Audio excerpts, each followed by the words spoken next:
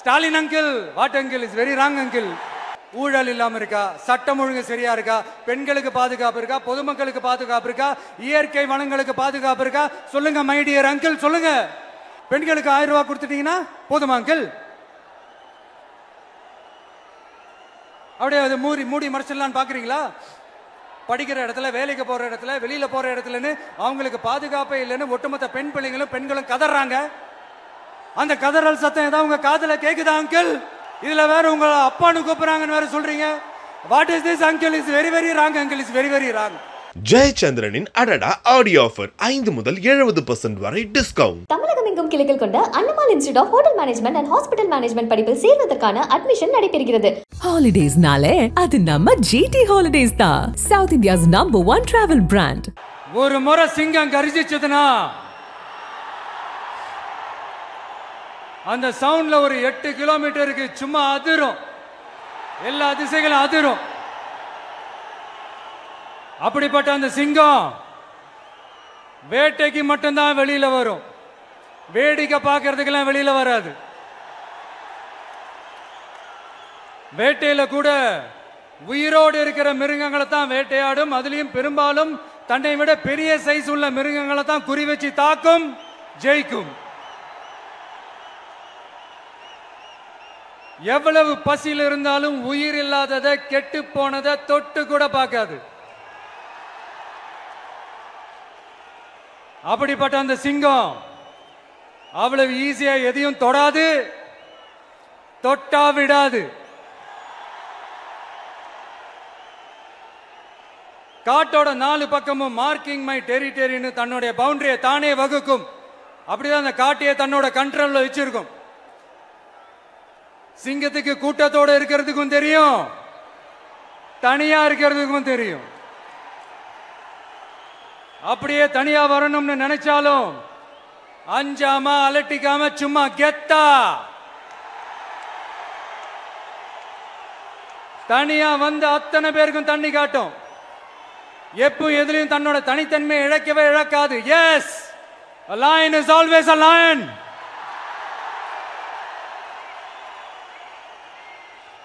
There are so many jackals and other animals in the forest, but there will be only one lion. And even if it is single, it will be the king of jungle. It is not only a description but also a clear declaration. சிங்கத்தை பத்தி பேசிட்டு நம்ம சிங்க குட்டிகளையும் சிங்க பெண்களையும் பத்தி நம்ம பேசாம இருக்க முடியுமா? அவங்களே எப்படி நான் மறப்பேன்? அவங்க தான் என்னுடைய உயிராச்சே, என் நெஞ்சில் குடியிருக்கும்.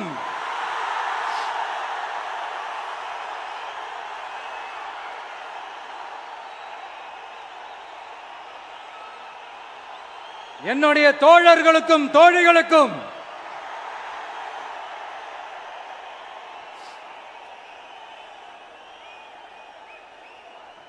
நேர்ல வர முடியாத சூழல்ல வீட்டில இருந்துகிட்டே நம்மளோட இந்த மாநாட்டில் நேரலை வாயிலாக கலந்துகிட்டு இருக்கிற என்னுடைய அம்மாக்கள், அக்கா தங்கைகள், அண்ணன் தம்பிகள், நண்பர்கள் அனைவருக்கும் என்னோட உயிர் வணக்கம். என்னோட உயிர் வணக்கம், என்னோட உயிர் வணக்கம்.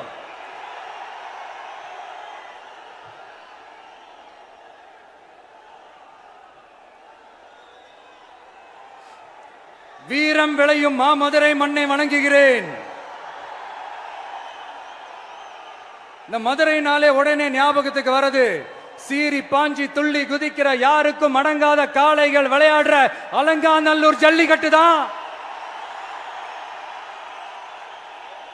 நம்ம வைகை ஆறு தான். அழகர் ஆத்துல இறங்குற வைபவம். மதுரை மீனாட்சி அம்மன். இந்த மண்ணோட உண்மையான குணம் உணர்வு பூர்வமான மண் இது. அது மட்டும் இல்ல, இந்த மண்ணில் வாழ்ற மக்களும் அப்படித்தான் உணர்வு பூர்வமான ஆளுங்க. நான் இந்த மண்ணில் கால் எடுத்து வச்ச உடனே ஒரே ஒருத்தரை பத்தி தான் மனசுக்குள்ள ஓடிக்கிட்டே இருந்தது. அவர் யாருன்னு உங்களுக்கும் தெரிஞ்சிருக்கும். சினிமானாலும் சரி, அரசியல்னாலும் சரி, நமக்கு ரொம்ப ரொம்ப பிடிச்சது புரட்சி தலைவர் எம்ஜிஆர் அவர்கள் தான். அவரோட பழகிறதுக்கு எனக்கு வாய்ப்பு கிடைக்கல. ஆனா அவரை மாதிரியே குணம் கொண்ட என்னுடைய அண்ணன் புரட்சி கலைஞர் கேப்டன் விஜயகாந்த் அவர்களோட பழகிறதுக்கு எனக்கு நிறையவே வாய்ப்பு கிடைச்சது. அவரும் இந்த மதுரை மண்ணை சேர்ந்தவர் தானே, அவரை மறக்க முடியுமா?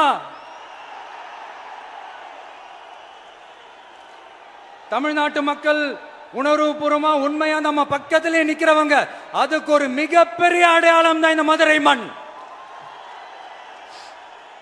நம்ம தமிழக வெற்றி கழகம் கையில் எடுத்திருக்கிற அரசியலும் அப்படித்தான். உண்மையான அரசியல், உணர்வு பூர்வமான அரசியல், நல்ல அரசியல், நல்லவங்களுக்கான அரசியல், நாட்டு மக்களுக்கான அரசியல், நல்லது மட்டுமே செய்கிற அரசியல்.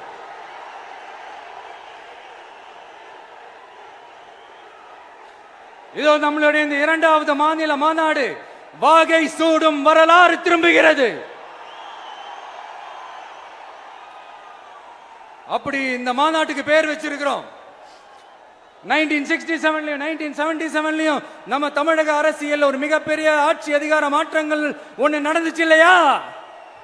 அதே மாதிரிதான் அடுத்த வருஷம் 2026ல அப்படி ஒரு வரலாறு திரும்ப போகுதுன்னு உறுதியா சொல்றதுக்கான மாநாடு தான் நம்மளோட இந்த 2வது மாநில மாநாடு.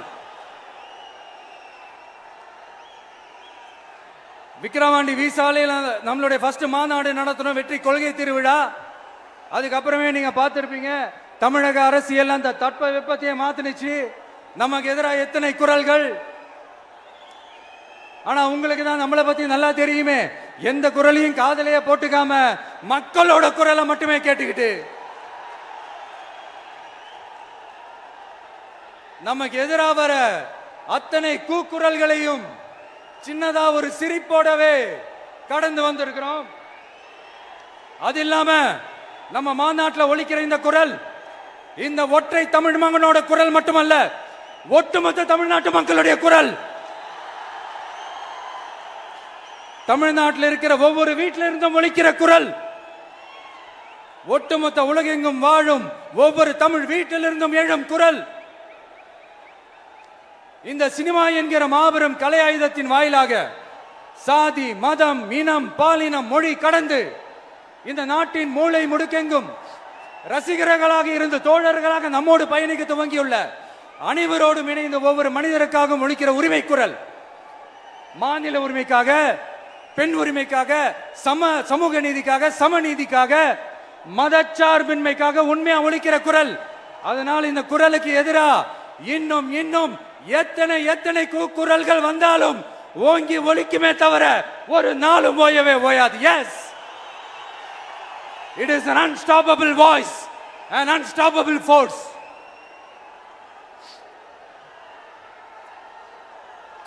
நம்ம அரசியலுக்கு வர்றதுக்கு முன்னாடி அட இவரெல்லாம் வரமாட்டாரியா, அவரே வரல, இவரே வரல, இவருங்க வர போறாரு அப்படின்ட்டு நிறைய பேர் ஜோஷியம் சொன்னாங்க. அப்புறம் நம்ம கட்சியினுடைய பேர் அறிவிச்சதுக்கு அப்புறம் பேரு தானே அறிவிச்சிருக்கிறாரு, மக்கள் கிட்ட பேர் வாங்கணும்ல, அதெல்லாம் முடியாதுன்னாங்க. அப்புறம் ரொம்ப முக்கியமா மாநாடுலாம் எவ்வளவு பெரிய விஷயம், அதெல்லாம் இவர் ஒத்தால எப்படி பண்ண முடியும், சும்மா பக்கத்தில் புசியானதை வச்சுக்கிட்டு மாநாடுல எப்படி நடத்தி காட்ட முடியும், அதெல்லாம் அவங்களால முடியாது. அப்புறம் மழை பெஞ்சு எல்லாத்தையும் கெடுத்துரும். ஏன் என் கூட இருக்கிறவங்களே கூட தான் சொன்னாங்க. அதுக்கப்புறம் என்ன நடந்துச்சுன்னு உங்க எல்லாருக்குமே தெரியும். இப்ப புதுசா ஒண்ணு சொல்ல ஆரம்பிச்சிருக்கிறாங்க. அது என்னடானா, ஆட்சியை பிடிக்கிறதெல்லாம் அவ்வளவு ஈஸி இல்லை இல்லையா. இப்ப அதெல்லாம் விட்டாங்க, இப்ப இங்க வந்துட்டாங்க. இவர் நேரா ஷூட்டிங்ல இருந்து வருவாராம், வந்து ஆட்சியை பிடிப்பாராம். அது எப்படி இவராலே முடியும், அவராலே முடியல, இவராலே முடியல, அவருக்கு அத்தனை வருஷம் ஆச்சு, இவராலே எப்படி முடியும்ட்டு ஒரு பக்கம். இன்னொரு பக்கம் கூட்டம்லாம் ஓகே தான், அது எப்படி ஓட்டா மாறும் அப்படின்றது இன்னொரு பக்கம். இப்படி கதை, திரைக்கதை, வசனம், இயக்கம், பாடல்கள்,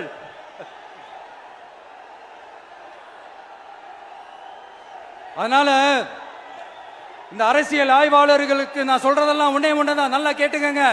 இந்த விஜய் ஏதோ இந்த பல லட்சம் பேர் கூடுற கூட்டத்தில் மட்டுமே இருக்கிறாரு அப்படின்னு மட்டும் தப்பு கணக்கு போட்டாதீங்க. ஏன்னா நம்மளுடைய இந்த கூட்டம் வெறும் ஓட்டா மட்டும் இல்லைங்க, வரப்போற தேர்தலில் மக்கள் விரோத ஆட்சியாளர்களுக்கு நாம வைக்க போற வேட்டா, நம்மளை கோட்டைக்கு அனுப்ப போற ரூட்டா. இருக்க போதுன்னு சீக்கிரமாவே தெரிஞ்சுப்பீங்க. ஏன்னா கோடிக்கணக்கானவங்களோட ஹார்ட்லயும் வீட்லயும் ஏற்கனவே ஆல்ரெடி உயிரா உணர்வா உறவா இருக்கிறோம். நம்மளுடைய கனெக்ட் எல்லாம் வெறும் மக்களோட மட்டும்தான். நாம யாருன்னு அவங்களுக்கு தெரியும், அவங்க யாருன்னு நமக்கு தெரியும். நாமளும் நம்ம மக்களும் எப்படி இருக்கிறோம்னு எதிரிகளுக்கு நல்லாவே தெரியும்.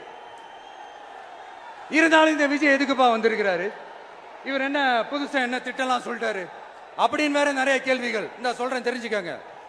பெண் குழந்தைகள், பெண்கள் மற்றும் வயசானவங்களோட பாதுகாப்புல தான் நம்ம பிரையாரிட்டியே.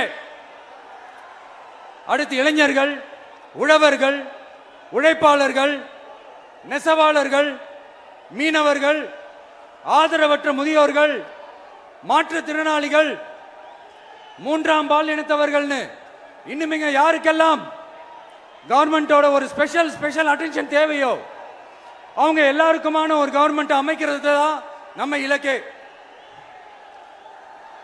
நான் ஏற்கனவே சொன்னதை தான் இங்க நான் திரும்பவும் சொல்றேன். நம்மளுடைய இந்த தமிழக வெற்றி கழகம் ஏதோ அரசியல் ஆதாயத்துக்காக தொடங்கப்பட்ட கட்சியெல்லாம் கிடையாதுங்க.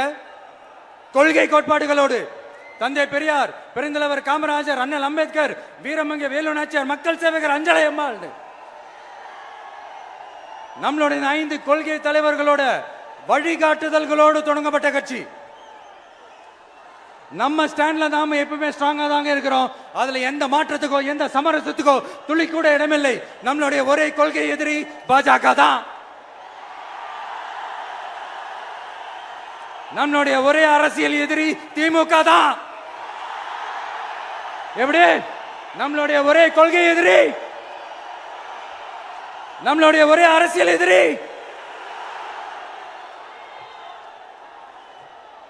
ஏதோ அண்டர் கிரவுண்ட் ஆதாயத்துக்காக டீல் போட்டுக்கிட்டு டீல் பேசிக்கிட்டு இந்த அலையன்ஸ் வச்சுக்கிட்டு இந்த ஊரை ஏமாத்துற கட்சி எல்லாம் நம்ம டிவிக்கே கிடையாதுங்க. யாருக்காகவும் எதுக்காகவும் எந்த பயமும் கிடையாது. மாபெரும் பெண்கள் சக்தி நம்மளோட இருக்கிறாங்க, மாபெரும் இளைஞர்கள் சக்தி நம்மளோட இருக்கிறாங்க, ஒட்டுமொத்த தமிழ்நாட்டு மக்களுடைய சக்தி நம்மளோட நிக்கிறாங்க. அப்படி இருக்கும்போது இந்தியாவில் இருக்கிற எல்லா ஸ்டேட்லயும் வாழ்ற நம்ம தமிழ் நெஞ்சங்கள் மட்டும் இல்ல, உலகம் பூரா 100க்கும் மேலான நாடுகள்ல வாழ்ற நம்ம தாய் தமிழ் உறவுகள் எல்லாருமே என்ன விஜய் தளபதி விஜய் இல்லனா விஜய் தளபதி இப்படி சொந்தம் கொண்டாடுற கோடிக்கணக்கானவங்களோட அன்பு மாசியும் நம்மளோட இருக்கும் போது, இவங்க எல்லாருமே நம்மளோட நிற்கும் போது எதுக்குங்க இந்த பாசிச பாஜகவோட நேரடி கூட்டணியோ இல்ல மறைமுக கூட்டணியோ உறவு வச்சுக்க? நாம என்ன உலகமாக ஊழல் கட்சி? என்ன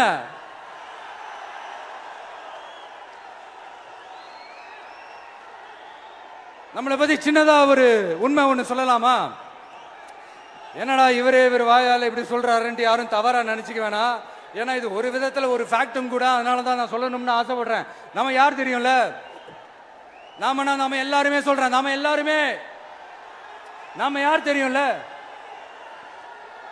இந்தியாவின் மாபெரும் மக்கள் சக்தி கொண்ட ஒரு மகத்தான வெகுஜன மக்கள் படை.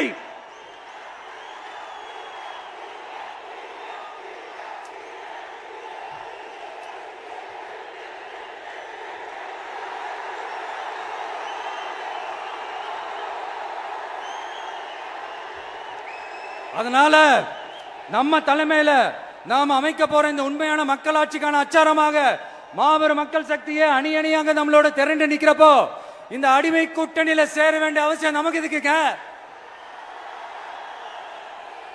நம்மளுடைய இந்த கூட்டணி சுயம் இழந்த கூட்டணியெல்லாம் இருக்காது, சுய மரியாதை கூட்டணியா தான் இருக்கும். இந்த ஒரு பக்கம் RSS கிட்ட அடிபணிஞ்சுக்கிட்டு, இன்னொரு பக்கம் மதச்சார்பற்ற கூட்டணின்னு இந்த மக்களை ஏமாத்துற கூட்டணியெல்லாம் நம்ம கூட்டணி இருக்காது.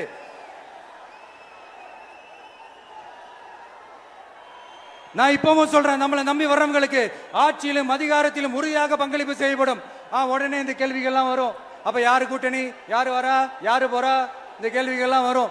இந்த கேள்விகளுக்கெல்லாம் ஒரே ஒரு பதில் தான், சஸ்பென்ஸ்ல சஞ்சாரம் செய்யுங்க. ஆனா ஒண்ணு, 2026ல 2 பேருக்கு நடுவுல தான் போட்டியே. ஒன்னு TVK, இன்னொன்னு DMK. இந்த போட்டி எப்படி இருக்க போதுன்னா, இந்த அலையன்ஸை வச்சு எப்படியாவது நம்ம தப்பிச்சிடலாம். என்ன இந்த பழைய இந்த மேத்தமேட்டிக்ஸ் அரித்மேட்டிக்ஸ் இதெல்லாம் வச்சு எப்படியாவது நம்ம தப்பிச்சிடலாம் அப்படின்னு நினைக்கிறவங்களோட அந்த கனவு ஒரு நாளும் மெய்ப்படாது. சரி, இப்ப நம்ம வேற ஒரு ஏரியாவுக்கு ஒண்ணு வருவோம். எதிர்காலம் வரும், என் கடமை வரும், இந்த கூட்டத்தின் ஆட்டத்தை ஒழிப்பேன்.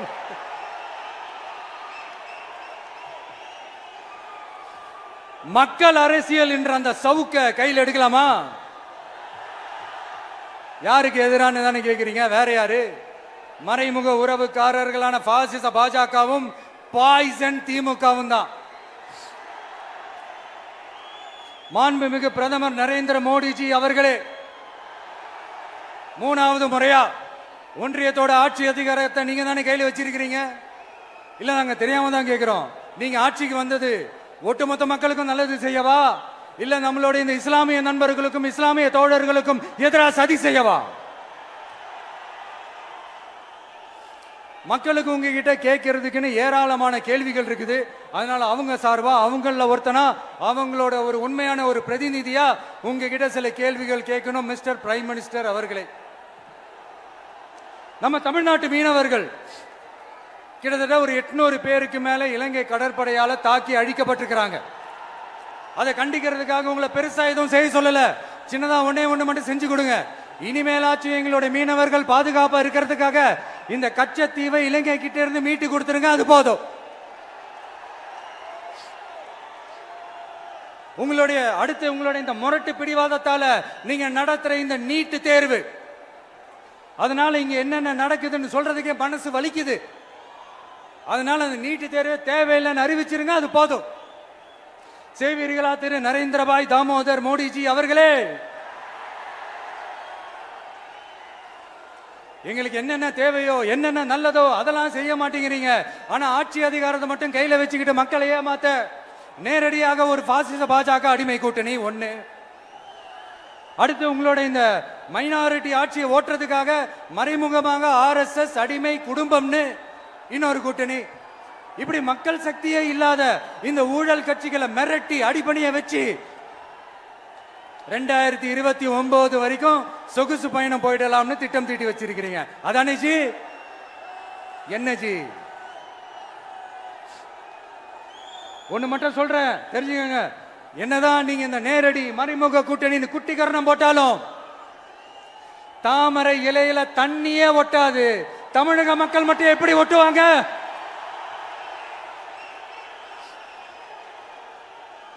இங்க ஒரு MP சீட்டு கூட தரலன்றதுக்காக தமிழ்நாட்டுக்கும் தமிழ்நாட்டு மக்களுக்கும் எதுவுமே செய்யாம ஓரவஞ்சனை செய்யுது இந்த ஒன்றிய பாஜக அரசு.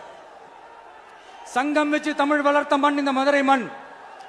அதனால இங்க அந்த கீழடியில கிடைச்ச ஆதாரங்களை எல்லாம் மறைச்சிட்டு எங்க நாகரிகத்தையும் எங்க வரலாறையும் அழிக்கிறதுக்காக உள்ளடி வேலை செய்யலாம்னு நினைக்கிறீங்க. தமிழ்நாட்டை தொட்ட என்ன நடக்கும் நீங்க பல உதாரணங்கள் இருக்குது.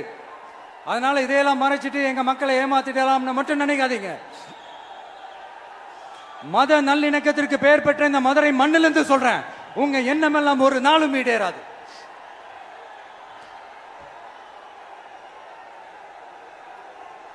எம்ஜிஆர்னா யார் தெரியும்ல? அவர் மாஸ்னா என்னன்னு தெரியும்ல? அவர் உயிரோடு இருக்கிற வரைக்கும் அந்த சிஎம் சீட்டை பத்தி ஒருத்தராலையும் நினைச்சு கூட பார்க்க முடியல, கனவு கூட காண முடியல. எப்படியாவது அந்த சிஎம் சீட்டை என்கிட்ட கொடுத்துருங்க, என் நண்பர் எம்ஜிஆர் திரும்ப வந்ததுக்கு அப்புறம் நான் திருப்பி கொடுத்துறேன்னு தன்னோட எதிரியை கூட மக்கள் கிட்ட கெஞ்ச வச்சவர் எம்ஜிஆர். எப்படி கெஞ்ச வச்சவர்? அதனால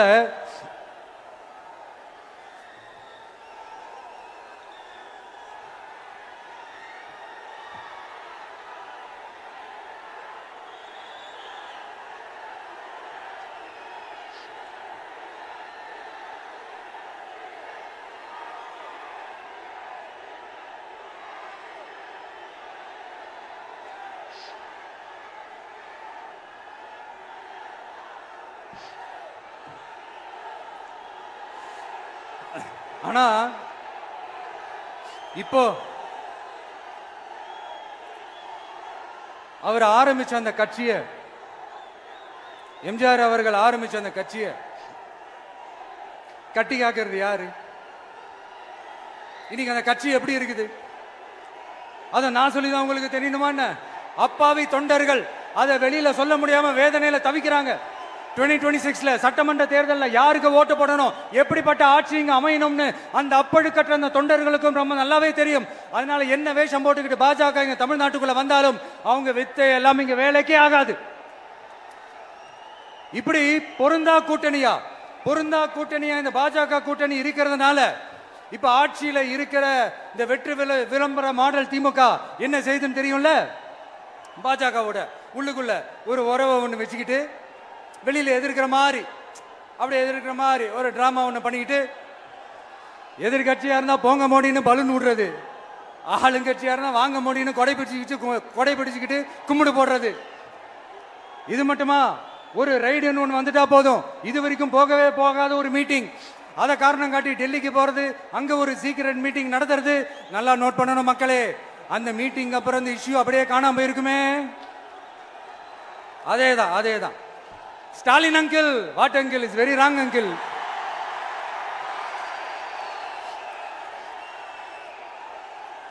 இப்படி தமிழ்நாட்டில் இப்ப நடக்கிற இந்த ஆட்சியினுடைய லட்சணத்தை பார்த்துக்கிட்டு நாம எப்படி சும்மா இருக்க முடியும்? ஒரு தவறு செய்தால், அதை தெரிந்து செய்தால், அவர் கபட நாடக மு.க. ஸ்டாலின் அங்கிளாகவே இருந்தாலும்,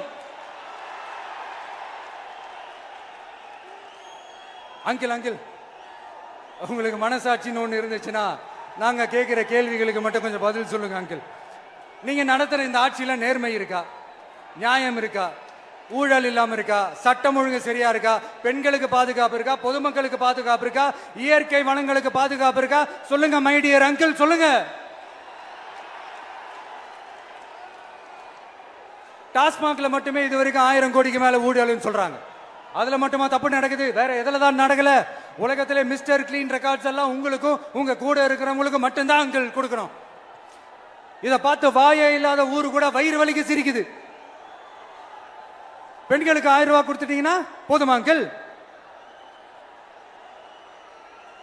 அப்படியே அது மூடி மறைச்சிடலான்னு பாக்குறீங்களா? படிக்கிற இடத்துல, வேலைக்கு போற இடத்துல, வெளியில போற இடத்துலன்னு அவங்களுக்கு பாதுகாப்பே இல்லைன்னு ஒட்டுமொத்த பெண் பிள்ளைங்களும் பெண்களும் கதறாங்க. அந்த கதறல் சத்தம் ஏதாவது உங்க காதுல கேக்குதா அங்கிள்? இதுல வேற உங்க அப்பான்னு கூப்பிடுறாங்கன்னு வேற சொல்றீங்க. What is this uncle? Is very very wrong uncle, is very very wrong. பெண்களுக்கு மட்டுமா பொய் வாக்குறுதி கொடுத்து ஏமாத்துறீங்க? அரசு ஊழியர்கள், ஆசிரியர்களை ஏமாத்துறீங்க, விவசாயிகளை ஏமாத்துறீங்க, பரந்தூர்ல பாதிப்பே வராதுன்னு சொல்லி ஏமாத்துறீங்க, மீனவர்களை ஏமாத்துறீங்க, போதைப் பொருள் கலாச்சாரத்தை ஒழிக்காம ஏமாத்துறீங்க. ஐயோ, very very வஸ்ட் uncle, very very வஸ்ட். எப்படி கேட்டாலும் இவங்க கிட்ட இருந்து எந்த பதிலும் வரப்போறதில்லை. ஏன்னா இருந்தா தானே. இப்ப ஆட்சியில இருக்கிற நம்மளுடைய அங்கிள் பதில் சொல்றது இருக்கட்டும். மக்களை நீங்க சொல்லுங்க, நீங்க உண்மையை சொல்லுங்க. செய்வோம்னு சொன்னாங்களே, சொன்னதெல்லாம் செஞ்சாங்களா? உங்களை தான் கேக்குறேன், சொன்னதெல்லாம் செஞ்சாங்களா? சத்தமா மை டியர் அங்கிள், கேக்குதா? மக்களோட சத்தம் கேக்குதா? இது வெறும் சாதாரணமான முழக்கம் தான். கூடிய சீக்கிரம் மக்களை போய் சந்திக்க போறேன், அவங்களோட மனசு விட்டு பேச போறேன். அதுக்கப்புறம் இந்த சாதாரணமான முழக்கம் இடி முழக்கமா மாறும். அத்தோட நிக்காது. அந்த இடி முழக்கம் தமிழ்நாட்டோட போர் முழக்கமா மாறும். அந்த போர் முழக்கம் உங்களை ஒரு நிமிஷம் கூட தூங்க விடாது. நடக்குதா இல்லையான்னு பாருங்க. என்னடா இவன் இவ்வளவு ஸ்ட்ராங்கா சொல்றானேன்னு பாக்குறீங்களா? எல்லாரும் கட்சி ஆரம்பிச்சதுக்கு அப்புறம் தான் ஒவ்வொரு வீட்டுக்குள்ளேயும் போறதுக்கு ட்ரை பண்ணுவாங்க. ஆனா நாங்க அப்படி இல்லை. ஒவ்வொரு வீட்டுக்குள்ளேயும் போனதுக்கு அப்புறம் தான் கட்சியாவே ஆரம்பிச்சிருக்கிறோம்.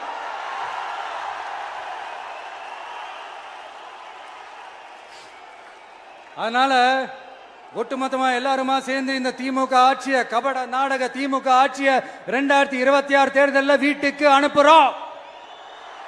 வீட்டுக்கு அனுப்புறோம். என்ன நண்பா, சரிதானே?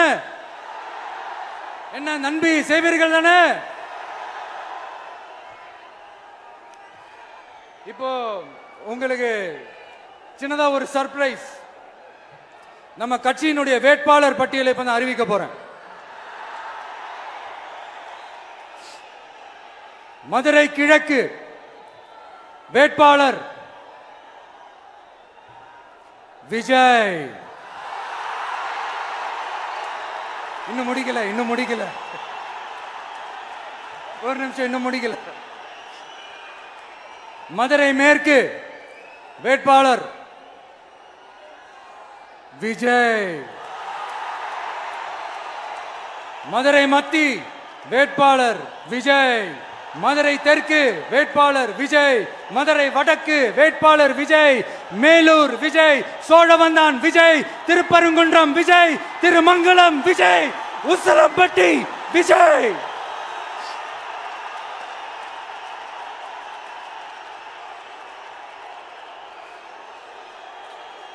என்னடா எல்லா தொகுதியிலையும் ஒரே வேட்பாளர்னு பாக்குறீங்களா?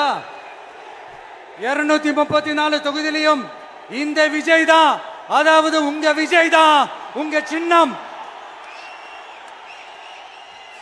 இன்னும் சிம்பிளா சொல்லணும்னா உங்க வீட்டில் இருக்கிற ஒருத்தர் தான் வேட்பாளரா நிக்க போறாங்க. அந்த வேட்பாளரும் நானும் வேறு வேறு இல்லை. நீங்க அவருக்கு ஓட்டு போட்டீங்கன்னா எனக்கு ஓட்டு போட்ட மாதிரி. இந்த முகத்துக்காக நீங்க ஓட்டு போட்டீங்கன்னா உங்க வீட்டில் இருக்கிற உங்களுடைய வேட்பாளர் ஜெயிச்ச மாதிரி. என்னடா இவர் ஏதோ ஓவரா சொல்றாருன்னு நினைக்க வேணாம். பிராக்டிக்கலா அப்படிதான் இருக்கும், அப்படிதான் இருக்கணும். நீங்களும் அப்படிதான் நினைப்பீங்கன்னு நான் நம்புறேன். ஏன்னா இது நம்மளை விட நம்ம எதிரிங்களுக்கு இன்னும் நல்லாவே தெரியும். அதனால எல்லாம் இந்த அதிகார பலம் எல்லாத்தையும் தூக்கிட்டு வந்துருவாங்க. வரட்டும், பாத்துக்கலாம். TVK will take it, TVK will meet it, TVK will compete with it and TVK will conquer it. TVK will conquer it.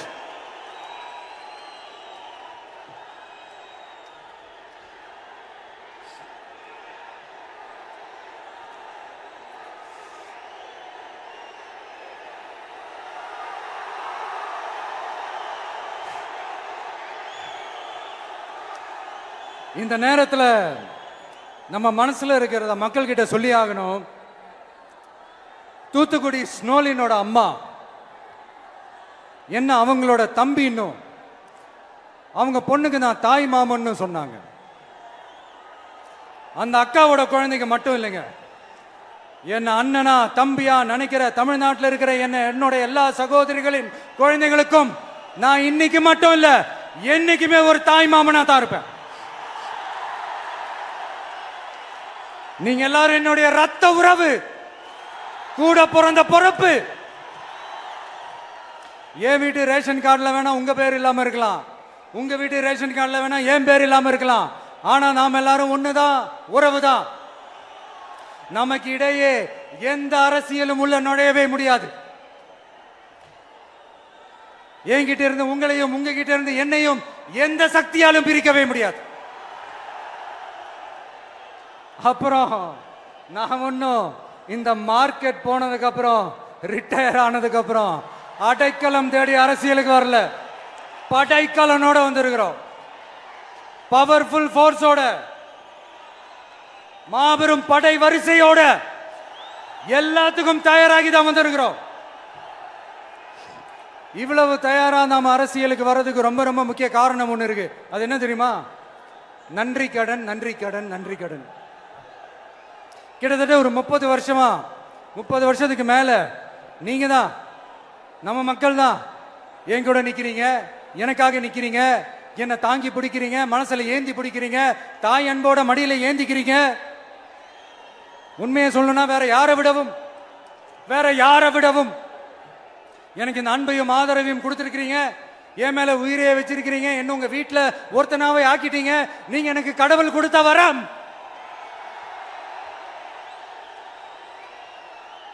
உலகம் பூரா நமக்காக நம்ம கூட நிக்கிற நம்ம மக்களை நான் எப்படி மறப்பேன்? நான் என் லைஃப்ல ரொம்ப உயிரா நினைக்கிறதே பெண்களை, குழந்தைங்களை, இளைஞர்களை, உழைக்கிற மக்களை தான். இவங்க தான் நம்மளோட வகைரா. இதை பார்த்துதான் நம்மளோட எதிரிகளுக்கு பத்தி எரியுது. அதுக்காக நாம என்ன செய்ய முடியும்? அதனால நம்ம உறவுகளை, சொந்தத்தை, வகைராவை யாருக்காகவும் எதுக்காகவும் விட்டு கொடுக்க முடியாது இல்லையா? Here at this moment among this August gathering, I want to open my heart and say I enjoy people, I respect people, I worship people.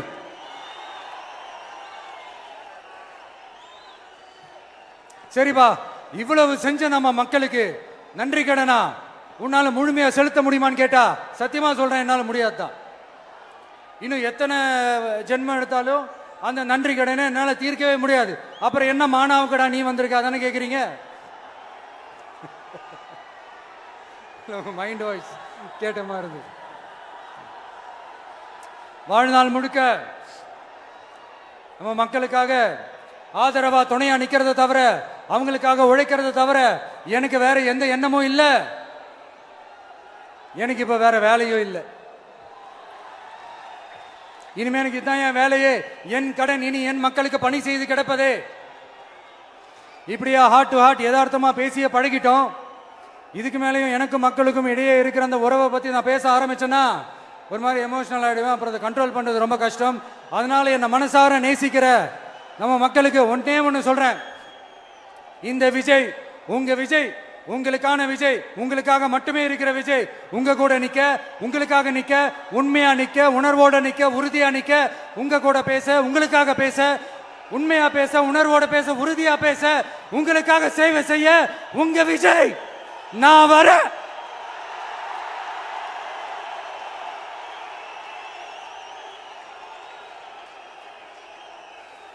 சொல்லல முக்கியம், செயல் செயல் செயல் தான் முக்கியம். செய்கை தான் சும்மா சிறப்பா இருக்கணும். நான் ஆட்சிக்கு வந்தேன்னா சும்மா அது செய்வேன், இது செய்வேன், நல்லது செய்வேன், உருட்டுவேன், புரட்டுவேன், அதெல்லாம் கிடையாது. செய்யறதுக்கு, நல்லது செய்யறதுக்கு, நல்லது செய்யறதுக்கு மட்டும்தான் இந்த விஜய். அப்புறம் ஒரு அரசியல் தலைவன் அவன் சினிமாக்காரனா, நல்லவனா, கெட்டவனா, இதெல்லாம் தாண்டி அவன் உண்மையானவனா, அதுதான் ரொம்ப ரொம்ப முக்கியம். இது சம்பந்தமா ஒரு குட்டி கதை ஒன்று சொல்றேன்.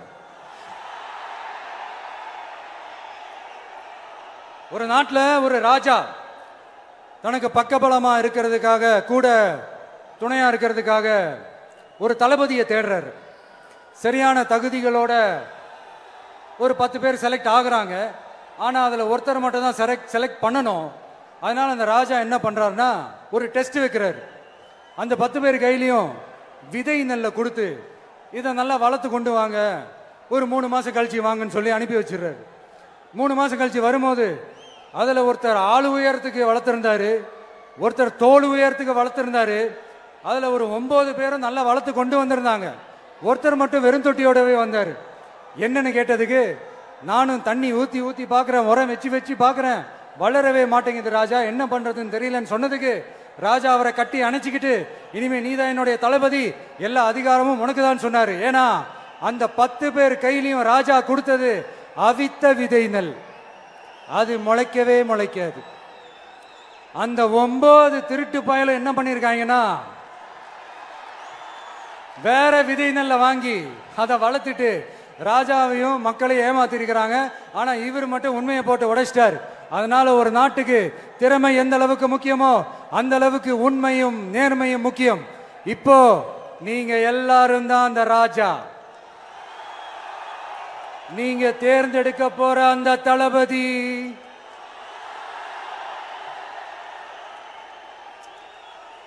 சும்மா சினிமாக்காரன் சினிமாக்காரன் சினிமாக்காரன். அம்பேத்கர் அவர்களை தோக்கடிச்சது சினிமாக்காரன் இல்ல, அரசியல்வாதி. காமராஜர் அவர்களை தோக்கடிச்சது, இங்க விருதுநகர் பகுதியில் தோக்கடிச்சது சினிமாக்காரன் இல்ல, இன்னொரு அரசியல்வாதி. இன்னைக்கும் நம்ம கூட வாழ்ந்துட்டு இருக்கிற நல்ல கண்ணு ஐயாவை தோக்கடிச்சது சினிமாக்காரன் இல்ல, அரசியல்வாதி. இப்படிப்பட்ட நல்ல நல்ல தலைவர்களை எதிர்த்து நின்று தோக்கடிக்கணும்னு அந்த எண்ணத்தை உருவாக்குனது சினிமாக்காரன் இல்ல, அரசியல்வாதி. அதனால எல்லா அரசியல்வாதியும் அறிவாளியும் கிடையாது, எல்லா சினிமாக்காரனும் முட்டாளும் கிடையாது. கான்பிடண்டா இருங்க, நல்லதே நடக்கும், வெற்றி நிச்சயம். மீண்டும் சந்திக்கும் வரை நன்றி, வணக்கம். ஜெயச்சந்திரனின் அடடா ஆடியோ ஆஃபர் 5 முதல் 70% வரை டிஸ்கவுண்ட். தமிழகம் எங்கும் கிளைகள் கொண்ட Annamal institute of hotel management and hospital management படிப்பில் சேர்வதற்கான அட்மிஷன் நடைபெறுகிறது. ஹாலிடேஸ்னாலே அது நம்ம GT ஹாலிடேஸ் தான், south India's number 1 travel brand.